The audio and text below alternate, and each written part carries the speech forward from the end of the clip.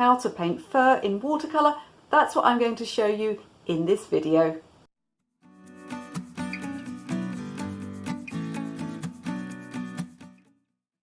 Welcome back to my channel. If we haven't met before, my name is Michelle, and on this channel you'll find lots of other watercolor and mixed media videos just like this one, as well as a little bit of business and social media training for artists. So please do consider subscribing. If you click the bell notification, you can get notified every time I have a new video for you. So just while you have a look at this squirrel painting I did a few years back, let me tell you about a free download I have for you. So I've written a PDF guide, and it's 50 tips for beginner watercolors. Really simple things that you can do instantly that will improve your painting. I'm going to tell you how to download that later in the video.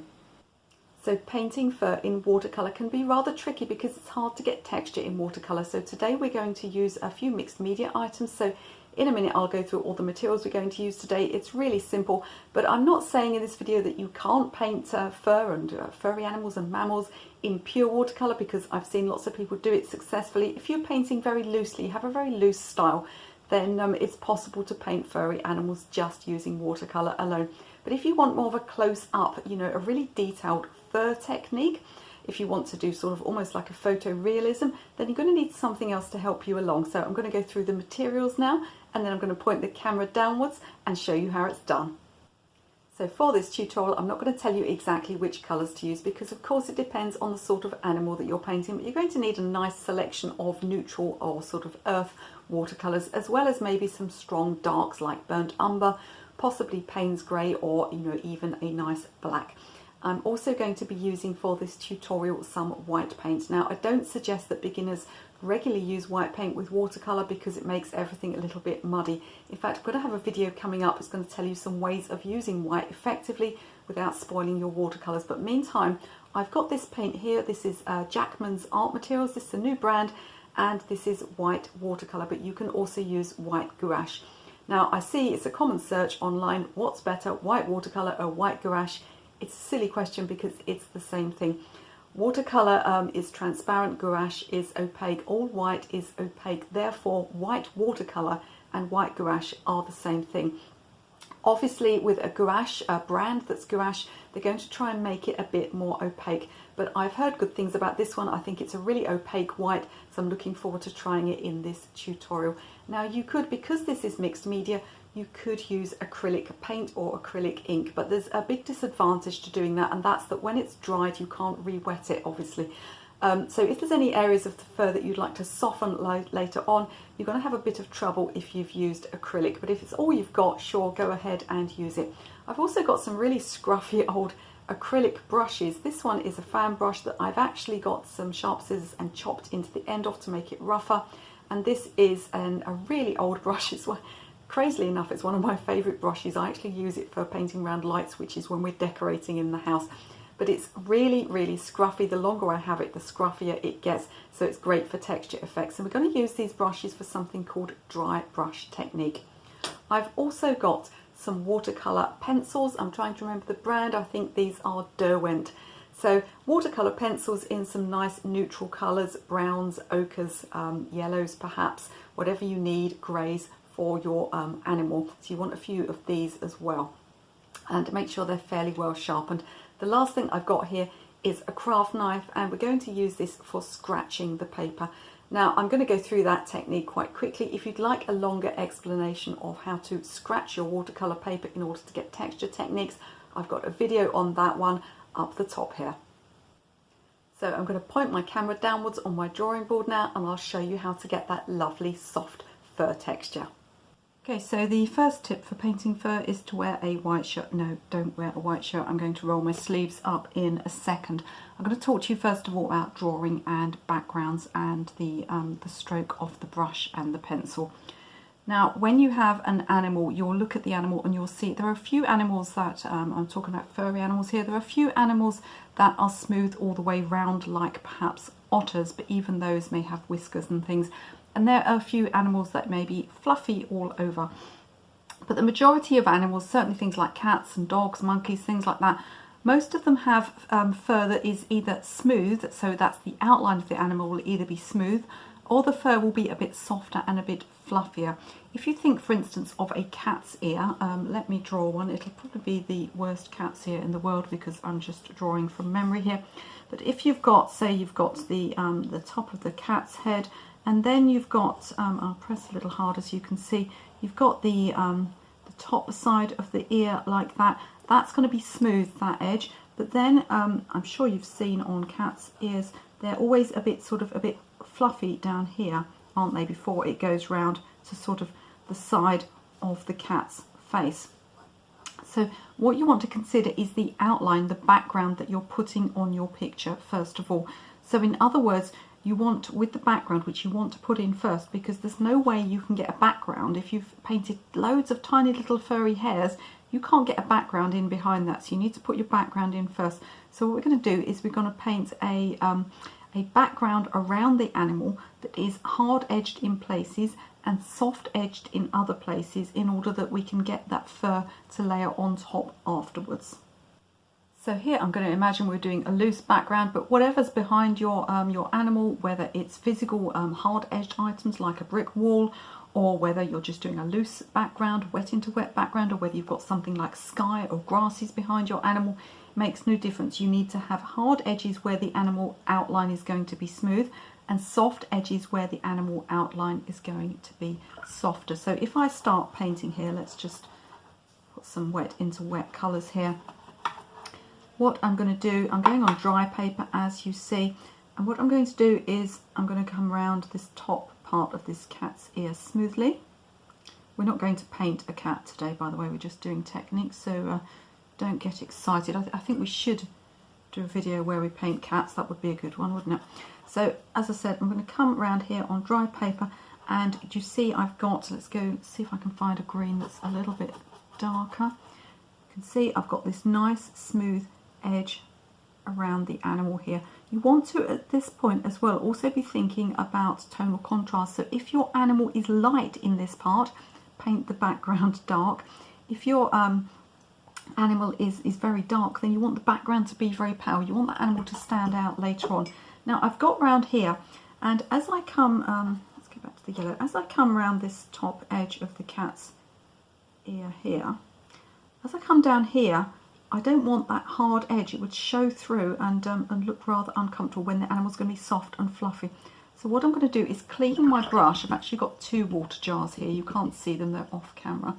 And I'm going to come down this edge with clean water. So I don't want my paintbrush to be too drippy wet, so I've just dried it a little bit. And I'm just brushing clean water down there. And I'm going to go into the animal's fur area by about 50% as well, because I don't want the paint to just go straight to the edge of that water. So before it dries, I can come back around here. So now as I come around the edge of the animal, I'm now painting next to wet paint rather than onto dry paper. So let's have a look how that appears. I'm just going to tidy this bit up here. There we are. So can you see on the top of the cat's ear, or could be a squirrel, could be anything, on the top of the ear here, I've got a hard edge because the fur is smooth. Round the side of the ear, and the side of the face, the fur is going to be fluffy.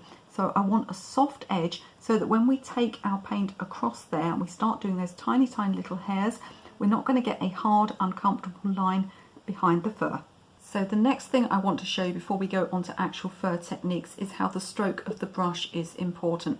So all things that grow, I'm talking about fur, hair, grass, tree branches, anything that grows like that is tapered as it comes to the end of the item that's growing. The only thing though that doesn't quite apply is things like cacti, where they actually can start narrow and end up wide, but everything else tapers. So if I just show you, let's get some darker paint here. I've got a dark red oxide here. If I show you what happens when I place the brush on the paper and take the stroke up and out, can you see how it tapers? So if I were painting grasses or hairs, then as I come up and out, it tapers just like an ordinary hair would. Now look what happens if I try and go the other way. It's a lot stubbier. So whatever you're using, whether it's a brush or maybe it's a pencil, I want you to go up and out. I'll do it with the watercolor pencil so you can see even more. We're going up and out. So you're going in the direction that the fur grows, and that could be in several different directions. So you need to study your animal, or your photograph your animal quite closely and see which direction the fur is growing in, and then you want to take your stroke up and out. We're also going to be using a knife to make some scratches with. Same thing applies. Whatever you're doing, go in the direction of the fur growth. So let's look now at the techniques we're going to use to create this patch of animal fur. If you can hear some noise in the background, one of my neighbours I think is using some kind of hedge trimmer or chainsaw.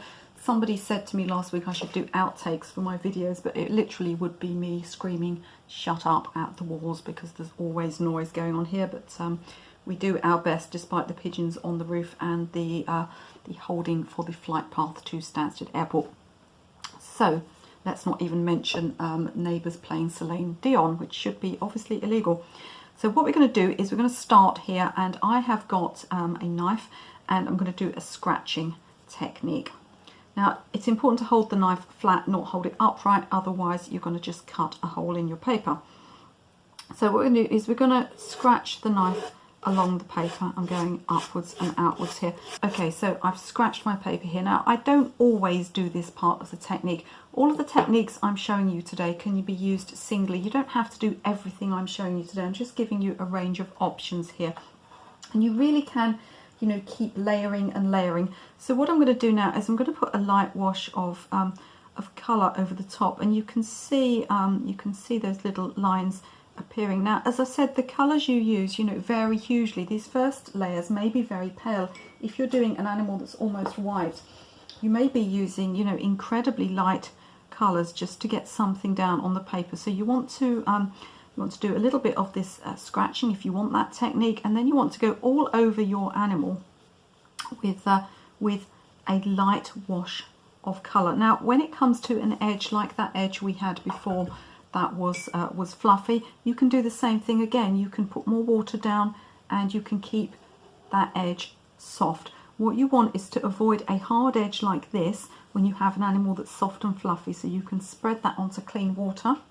A bit too much water there. I'm just going to lift some out onto some paper tissue, and there we've got our soft edge there. It's just going to fade out so that we don't get any hard line around the fluffy edge of the animal. So what I'm going to do now is let that dry and then work on to the next part of the technique. Those of you who are observant will notice that I've actually changed to another piece of paper. This was not because I did the technique wrongly, but because the camera switched itself off. So this first technique is dry now, and you can see the paper's buckled a little bit. Now I would always be doing, if I was doing a proper painting, I'd always be working on stretched paper. So if you don't know how to stretch your paper, I'll put a link up above and you can have a look at that video later on. So I've got this first layer of colour here, and what I want to do now is build up. So I'm going to use a technique that is called dry brush. It's often used by oil painters, less so by watercolourists, but it's still perfectly possible. Now, if you've ever done stenciling at home on your walls, we certainly all stencil things in the 80s, didn't we? If you've done stenciling before now, you know that you have to have a really dry brush, so it kind of stipples. We're going for that effect here. So what you want to do is just get a very rough brush. I've got this fan brush here. You get a brush called a rake with a raggedy edge. Not really necessary. You can just get an old acrylic brush and have a chop at it yourself. And what you want to do is take some of the excess off. And rather than going straight onto your picture, I suggest you get a scrap of paper and try it out first and see if you haven't got enough paint there. If you've got too much water, you'll find that you don't get the separation between the strokes at all. So this is the sort of effect I'm looking for, and we're going to take this over the top of this previous layer. So what you get here is much finer strokes really than you could even manage with a tiny fine brush. So we're just going to build this up. Don't worry if you get any big bits like that, you know, you can just get rid of them later on, and we're building and we're building. I can also get in with white paint. Ideally it would be best to let this dry, but since we're making a video, we'll go in straight away with some white. So I'm picking up some of this Jackmans Art Titanium White, and I'm just going to take the moisture off there, and then we'll go in and we'll start putting that dry brush effect on. You can see you're starting to get this real sort of fur texture building up, and some of it's actually, because it's still damp, it's picking up and dragging some of the other colour too, which is interesting. If you want to get some real bright pure white highlights, it's best to let the underneath colour dry, so we might do that in a minute.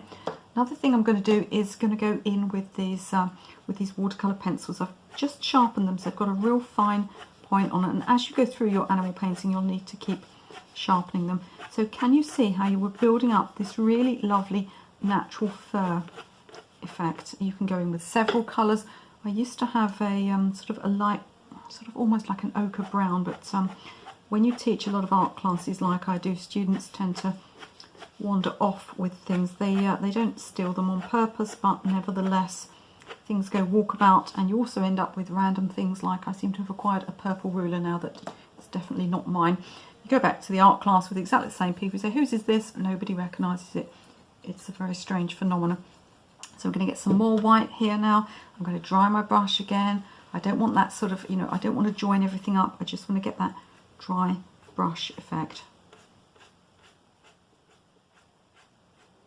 Now you can see, because I left this edge here with clean water, and the initial undercoat of paint didn't have a hard edge like this one here, it had a soft edge. You get this imperceptible fluffiness, which is why I told you to put a background in at the beginning. You can see how it would, it would be impossible to paint around this without getting a really nasty hard edge.